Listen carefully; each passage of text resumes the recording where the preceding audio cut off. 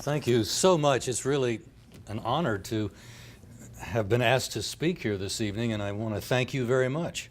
You know, Piers Morgan is one of the spokesmen, I guess we could say, for the ruling class, those who are legends in their own mind and are convinced that they were born to rule, and you and I were born to be ruled, and they're perfectly happy to accept this burden and to rule us. And obviously, to be in the ruling class, you have to be quite competent, right, and so knowledgeable. Take, for example, Double-Barrel Joe. His advice to women on how to defend themselves was just superlative. Obviously, the shotgun is the weapon of choice. It's so much easier to use than those terrible AR-15s. And I don't know, maybe some of you have seen it, but somebody almost immediately put together a video, probably on YouTube, and it showed 5, 6, 7 ladies shooting a shotgun, ending up on their back, a shotgun flying out of their arms, one of them, Alan, you know, and that was finally ended by a woman showing just how horrible it is to control an AR-15. Boom, boom, boom, boom. And actually, she was shooting at targets. She's probably a lot better shot than I am. And so good old Joe, but he doesn't let up. And I talked to somebody that knew him, and I said, have you ever, told him how far off he is?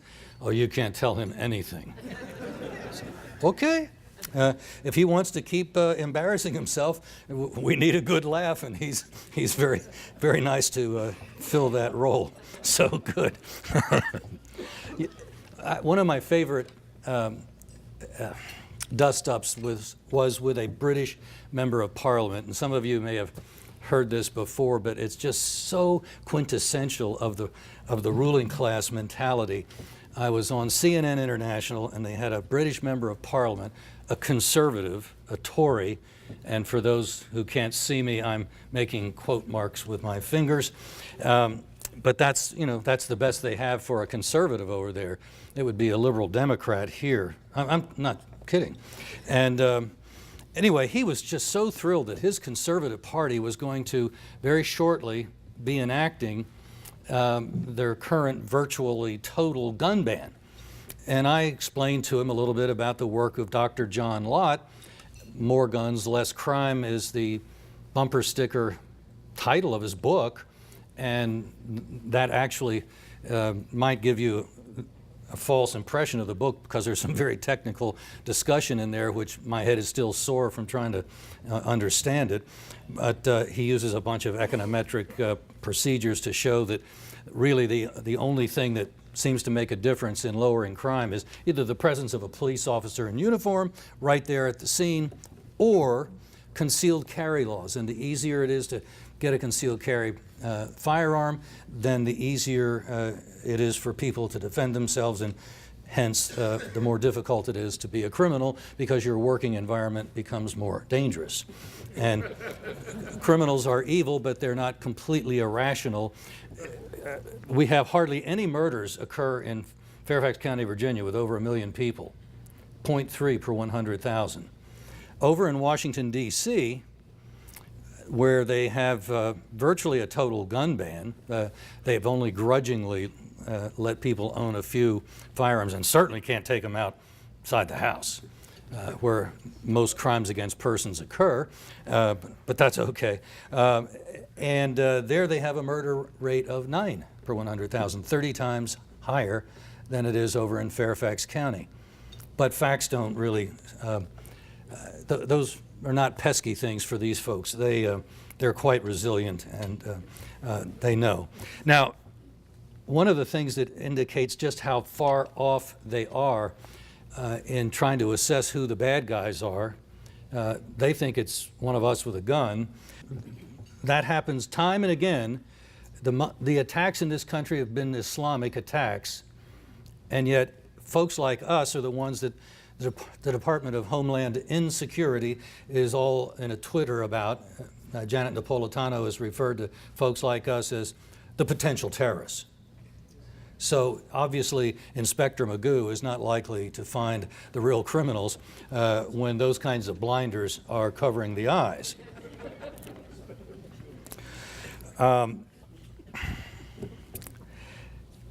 You know, there's some reasons to be optimistic. It'd be very easy to recite all the problems and challenges that we face, but there's a very interesting dynamic that was laid out in a book called How Civilizations Die by David Goldman. He's an Orthodox Jew, and the bottom line of what he observed was there were two things, I guess.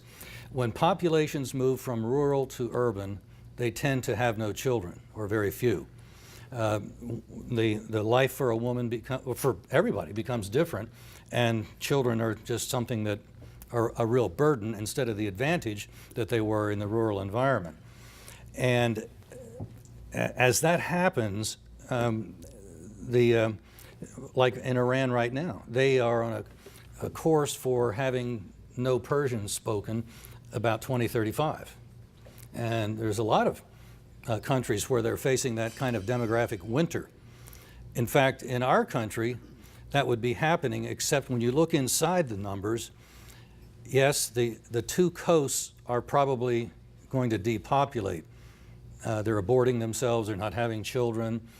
But in the flyover country, where we are right now, they're having children, and that's the other thing that Goldman found is people of faith, be they Jews or Catholics or Protestants, if they're of faith, and it's a real part of their life, they tend to have large families. And that's where the future is. So the other side is busy killing themselves, and the only way they can recruit is through the schools. And if we can avoid that recruiting from being successful, mainly that's a one-on-one, family at a time mission, I think in the next couple of decades we're going to see our side prevailing, not just because we're right, but because we're going to have the numbers.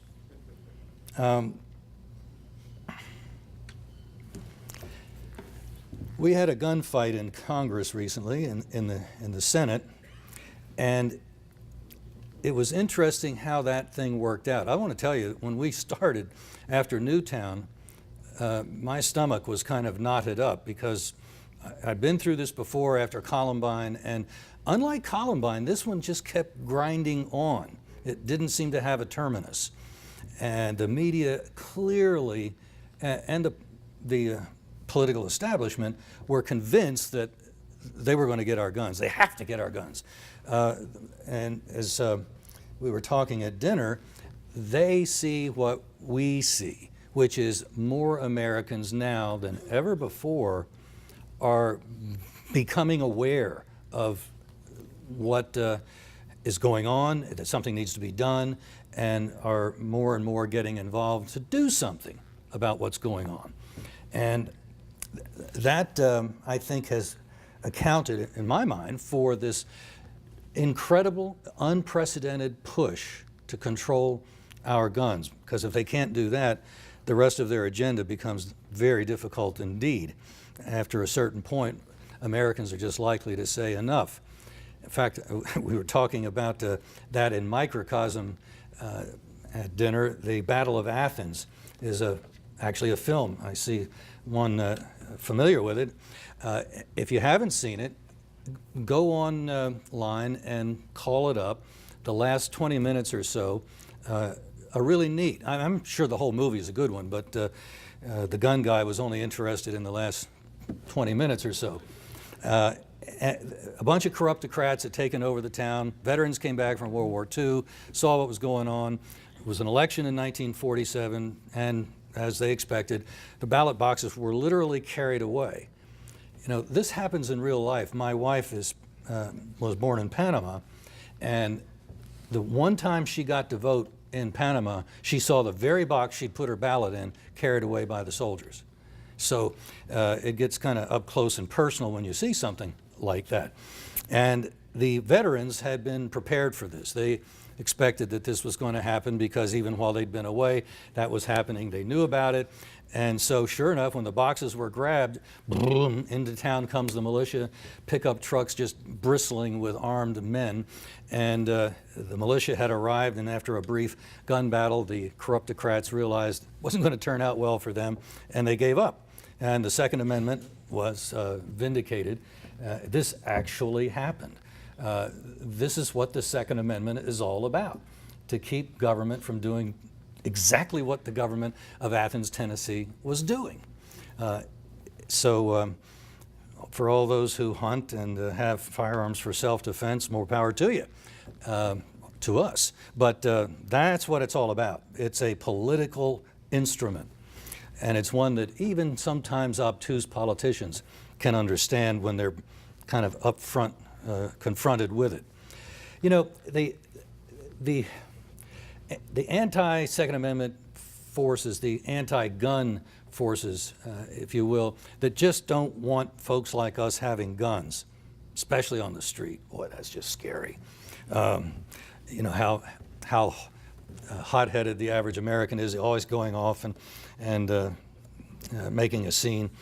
Not. But that, see, what I finally figured out is it's people like Piers Morgan that probably shouldn't have a gun, because these are angry liberals, and it's the angry part that is a little scary. And a lot of them are decent enough to say, oh, I don't think I should have a gun. And, you know, I'm willing to make an exception, I guess, to my sort of rigorous support of the Second Amendment. If they say so themselves, maybe I'd better listen. So anyway, they have this view that self-defense is provocative. It'll escalate a situation if you bring a gun to a discussion. It only makes matters worse.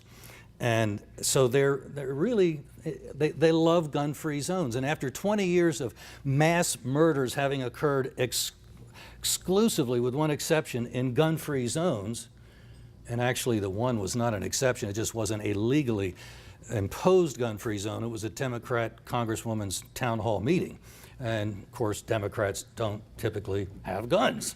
And so they didn't. When Congresswoman Giffords was shot, and that meeting was shot up. But they have the same view even when you're looking abroad.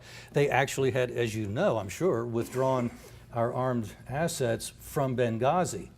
Just didn't want to be provocative, didn't want to look like we were expecting trouble.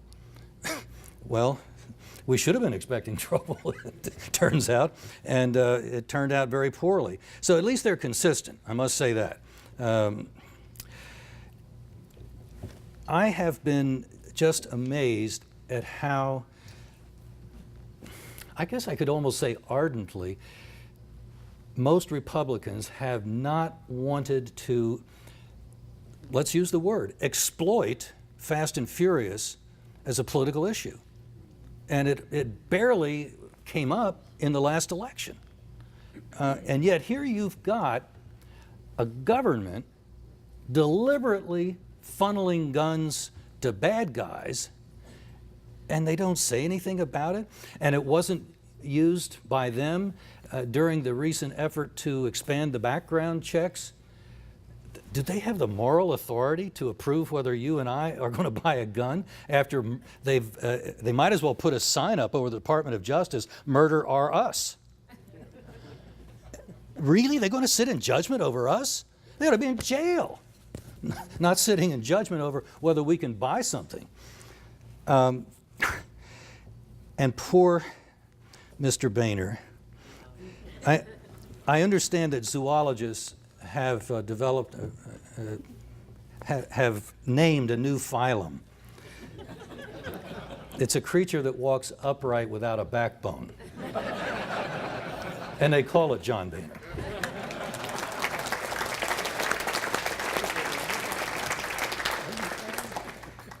Oh, he comes from here, doesn't he?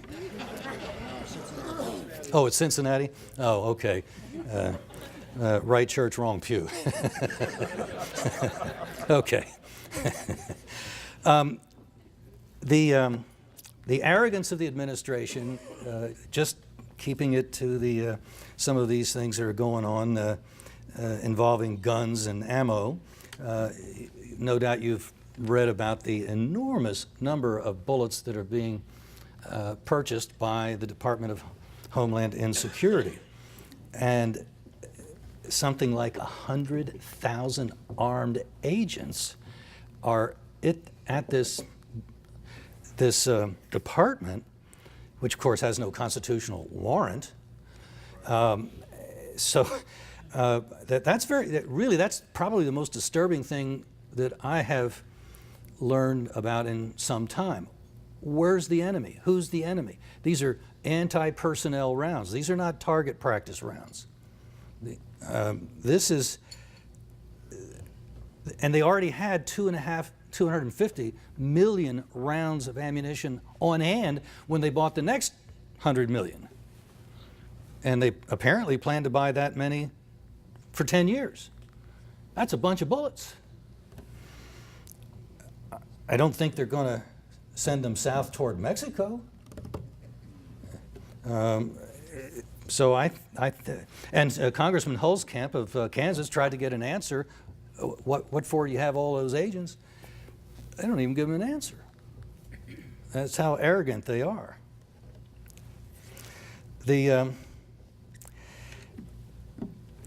I suspect that you all have already got this kind of information, but I just want to make sure that the instant background check is not some just benign bureaucratic nosiness on the part of a government that has no business challenging whether I exercise a constitutional right or not, that I'm guilty until proven innocent, kind of like when I flew here today.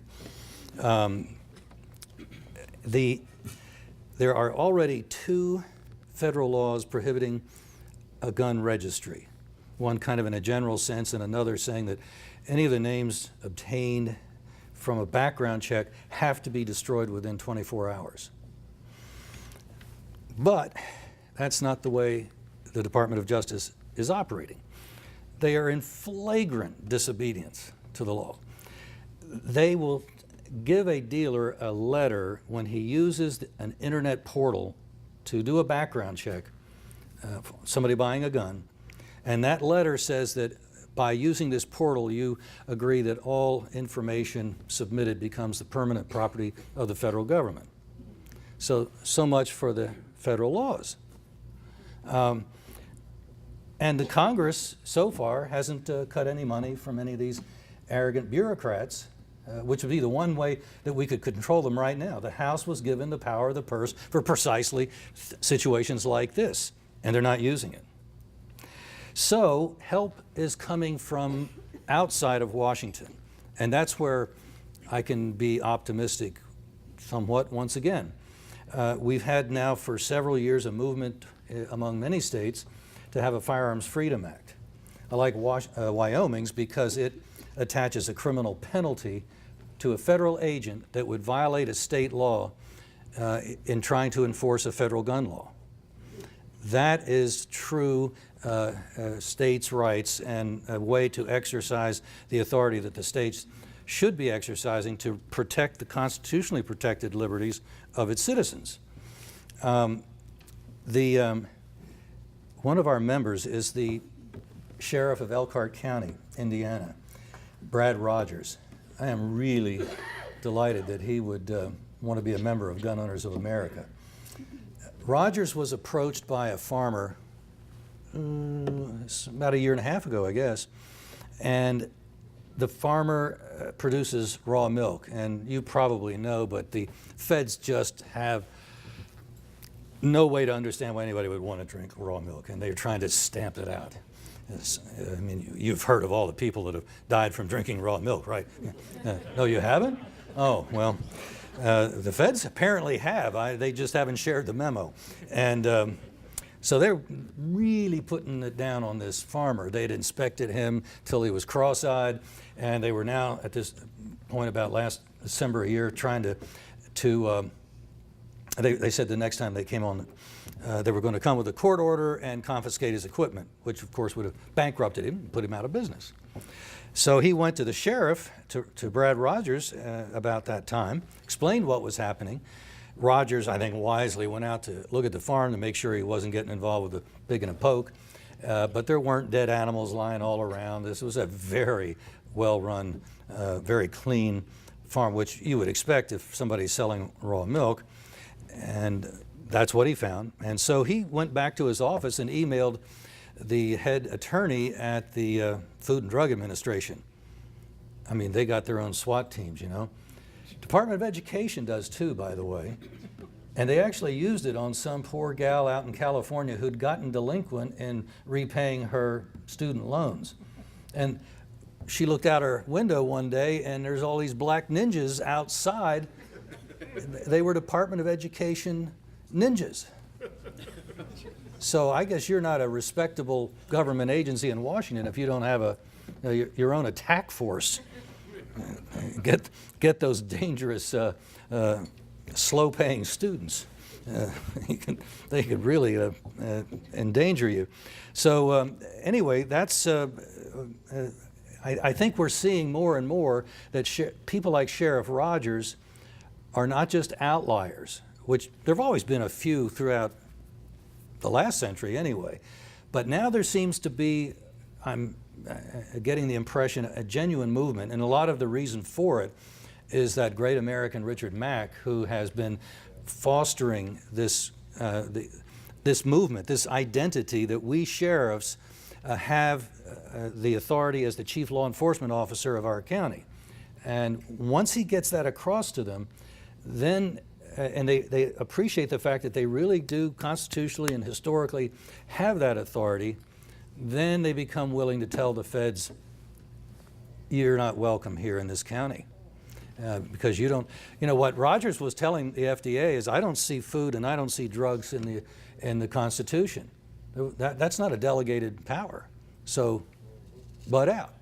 And so far, they've just not said anything because they realize that not only does Rogers have however many deputies he might have, but he's probably got about half of the county that would be just perfectly happy to show up with everything from a .50 caliber down to whatever. And, you know, I guess if they didn't have the 82nd Airborne already spoken for all the way around the world, they might be able to do something. But happily, at least for this purpose, their overextension around the world helps us domestically. And they're not quite as rough and tough as they'd like us to believe. And a county sheriff with a backbone is able to stare them down. So I think if we continue to move in this direction, and for my money, the most important elections, a lot of important elections, but the most important one seems to be for sheriff. And if we can get sheriffs that think like Brad Rogers does, and happily many others like him now, then I think we're going to see a little bit more respect coming out of Washington. Because right now, they just assume that I'm a federal agent and I'm here to tell you what to do, and you know, that's all there is to it. And it comes as somewhat of a shock to them that somebody would even question that authority. But so far, and I could give you lots of other examples of sheriffs telling the Forest Service, the BLM, whatever, get out of my county. If you touch my citizen, I'm going to arrest you. And that message has been uniformly accepted, if not agreeably, but it's been accepted by the federal government. So we do have a way of controlling what happens in Washington. We may not have a Congress that has gotten the memo yet, but there's probably getting on to be 400 sheriffs around the country, which is a little over 10%, that have the message and are acting upon it, from at least saying they're not going to cooperate, say, with a gun confiscation in their county, to actually actively opposing something like that in their county. And as Brad Rogers showed, there's other reasons to oppose than Second Amendment issues. And I think that is some of the best news that you haven't read in the New York Times. And probably there's a good reason, because they don't want to encourage other sheriffs who probably, a lot of them don't have any idea that they can do this. In fact, I was leaving the last conference that Sheriff Mack had organized. I was in a van back to the airport, and there was a couple of sheriffs sitting behind me and talking. And the one said, you know, I was pretty much in agreement with what I heard here before I came, but now that I've been here, when I get back home, I'm going to put this into practice. And the other one said, me too. That's the effect that Richard Mack is having with these sheriffs. And he's now had probably going on 300 sheriffs that have been able to get this kind of education from him and from the other sheriffs. It's a peer to peer kind of operation. It's not what I say to them, but it's what people like Sheriff Rogers say, this is what I did. And that seems to be having a very positive effect. So there's a conference coming up at the end of this month in St. Charles, Missouri, and if you know a sheriff that might be even halfway open, let's make sure we try to get him out there. I hope you might really take me up seriously on that. We'll try to help finance him getting out there if that is an issue. This is just, I think, the most important thing that's going on right now, and it is very much an action-oriented operation. This is not just theory. This is where the rubber meets the road. So thank you so much for having me here tonight. It's just, it's wonderful to see so many people that are part of the vast right-wing conspiracy, and thank you for including me in it.